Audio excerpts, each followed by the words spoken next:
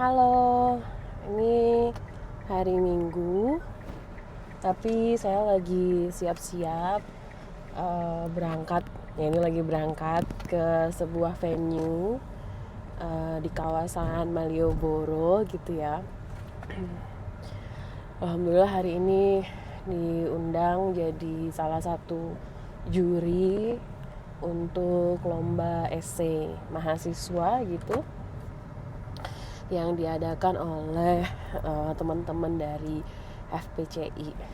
FPCI itu buat yang belum tahu kepanjangannya Foreign Policy Community Indonesia gitu ya. Isinya mahasiswa-mahasiswa yang memiliki minat gitu ya kajian di bidang foreign policy.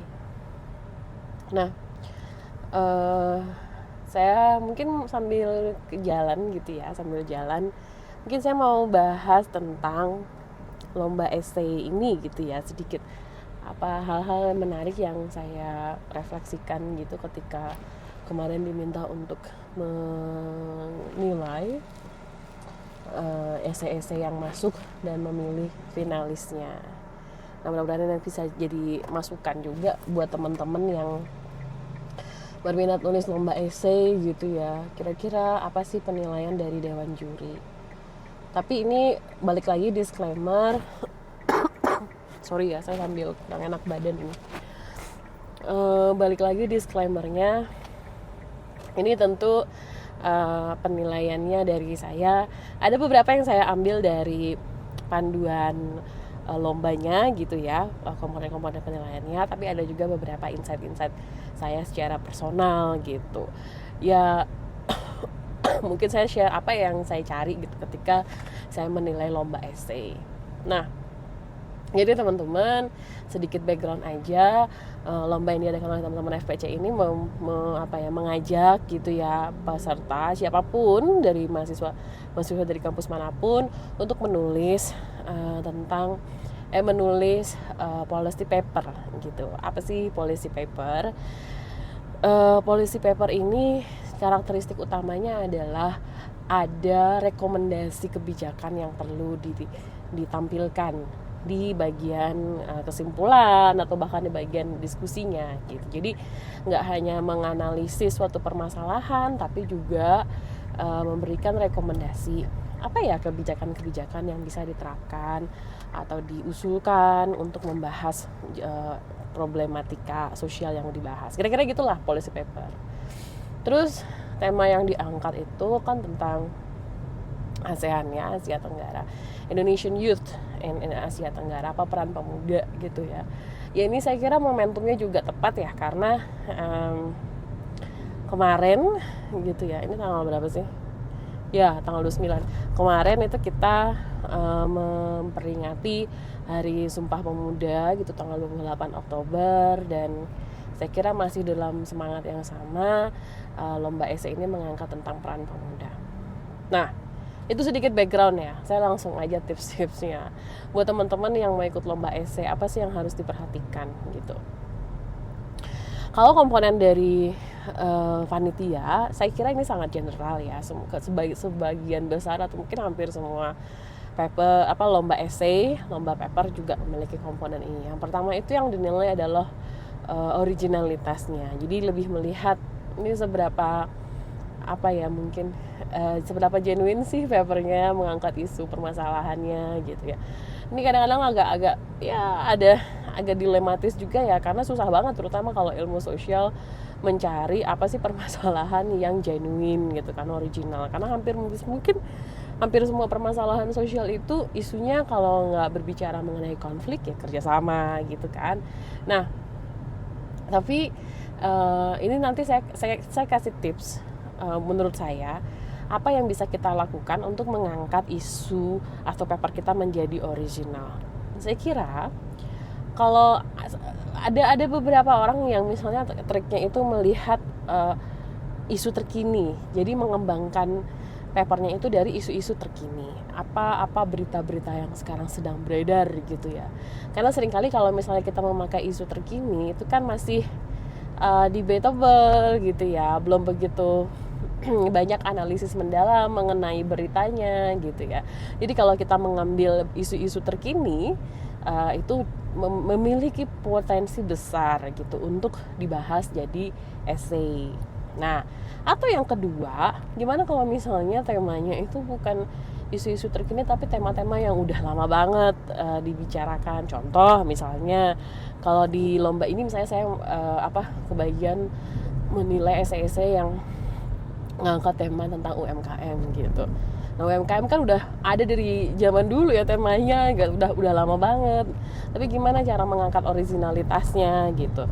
Nah, buat saya poin menarik yang biasanya saya teliti adalah melihat dari sisi ini esainya itu konteksnya dalam nggak ya gitu. Ketika dia bicara UMKM, ada nggak contoh-contoh spesifik tentang UMKM yang dia angkat? Karena kan UMKM itu luas ya. UMKM itu usaha usaha kecil dan menengah. Ya, usaha mikro, kecil dan menengah gitu ya. Nah, ini kan UMKM ini luas temanya. Kita mau bahas apanya nih? Mau bahas sektornya kah? Atau mau bahas model bisnisnya kah? Atau mau bahas sistem permodalannya kah? Atau sistem distribusinya kah? Ada banyak kan yang perlu dibahas dalam UMKM. Nah, kalau misalnya kita menulis essay tapi sangat general, UMKM in general, itu saya kira saya agak kurang menonjol aja gitu. Kalau bayangin deh misalnya yang milih tema UMKM ini ada banyak, anggaplah 10-15 gitu. Terus Dewan Juri suruh milih dari 15 paper yang menulis tentang UMKM ini, pilih 3. Kalau misalnya teman-teman nulisnya semua general tentang bagaimana meningkatkan meningkatkan kontribusi UMKM terhadap ekonomi nasional gitu, itu kan very general, very broad gitu ya. Ya akan susah untuk papernya menonjol dibandingkan dengan paper-paper yang lain. Contohnya nih, ada yang menarik dalam paper yang saya kemarin nilai gitu ya. Cara dia menonjolkan esainya adalah dengan mengambil contoh spesifik dari daerahnya dia gitu. Jadi ngambil satu contoh, satu kabupaten kah, satu provinsi kah gitu ya. Tapi nggak hanya ngebahas apa yang perlu dilakukan dalam UMKM provinsi itu, tapi dia juga membahas kenapa provinsi ini penting untuk diangkat, apa kira-kira karakteristik menarik dari provinsi ini, atau apa yang menjadi karakteristik menarik dari daerah ini gitu.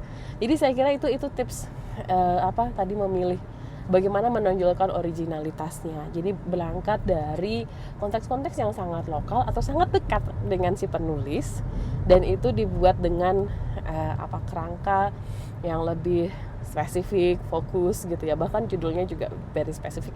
Menurut saya itu, buat saya pribadi ya, setidaknya sebagai Dewan Juri itu cukup menaikkan potensi kesempatan untuk dipilih jadi finalis. Terus yang kedua tadi originalitas. Terus yang kedua yang sering kali juga diminta itu adalah otentik ininya ya, apakah dia plagiat atau tidak gitu. Saya kira ini juga penting ya teman-teman, bahwa jangan sampai gitu kita ikut lomba essay tapi tulisan yang kita produksi itu bukan karya kita gitu kan. Boleh kok mengutip karya-karya orang lain gitu kan, tapi kan tentu kita ada kaidah-kaidahnya dengan cara mengutipnya. Jangan dikutip semua tanpa dikasih kredit penulisnya gitu kan. Nah, tapi di satu sisi yang lain menurut saya juga, selain bicara mengenai tadi ya otentiknya, plagiat atau tidak, yang penting itu juga struktur. Ini penulisannya rapih nggak strukturnya gitu ya. Saya tuh punya tips trik yang sering saya lakukan kalau lagi mau nilai paper. Saya melakukan apa yang namanya backward review. Jadi mereview paper dari belakang ke depan gitu. Jadi saya nggak baca dari judul abstrak pendahuluan, enggak. Justru sebaliknya, saya baca dari kesimpulan dulu. Saya baca kesimpulan, hasilnya, metodenya gitu, baru rumusan masalah. Kenapa saya melakukan backward review? Karena biasanya lebih gampang untuk melihat apakah tulisan ini atau esai ini sistematis atau enggak gitu. Apakah di akhir kesimpulan itu si penulis berhasil menjawab pertanyaan yang dia angkat di atas gitu kan, di pendahuluan gitu. Terus apakah di kesimpulan itu poin-poinnya juga sudah dibahas di bagian diskusi atau di result. Nah itu, jadi saya kira teman-teman kalau misalnya teman-teman nulis esai, mungkin sebelum submit tipsnya adalah jangan lupa melakukan backward review, jangan lupa melakukan review tulisan dari kesimpulan ke pendahuluan, dibalik gitu nge-reviewnya ya. Terus itu yang kedua. Nah yang terakhir, yang ketiga, ini masalah reference gitu ya. Saya kira reference ini juga penting untuk melihat teman-teman ini mendapatkan inspirasi informasi dari mana saja gitu. Nah ini juga satu tips yang sering saya yang sering saya terapkan ketika menilai menggunakan reference. Ini sebenarnya nggak berpengaruh mau banyakkan tulisan dari luar negeri di jurnal internasional atau jurnal nasional, saya kira tidak begitu berpengaruh ya. Tapi yang menurut saya berpengaruh adalah melihat apakah gitu ketika kita membuat rumusan masalah itu sudah sudah mengambil penelitian sebelumnya yang juga mengangkat rumusan masalah yang serupa atau sama. Misalnya tadi contoh bahas UMKM, terus bahas perkembangan satu UMKM di daerah tertentu gitu. Nah, kalau misalnya di esai itu dia juga membahas, oh iya udah ada kok yang bahas UMKM di daerah ini, dia terus dikasih referensinya. Saya kira itu memperkaya jadinya esainya dia, bahwa esainya ini juga punya posisi gitu ya, punya peran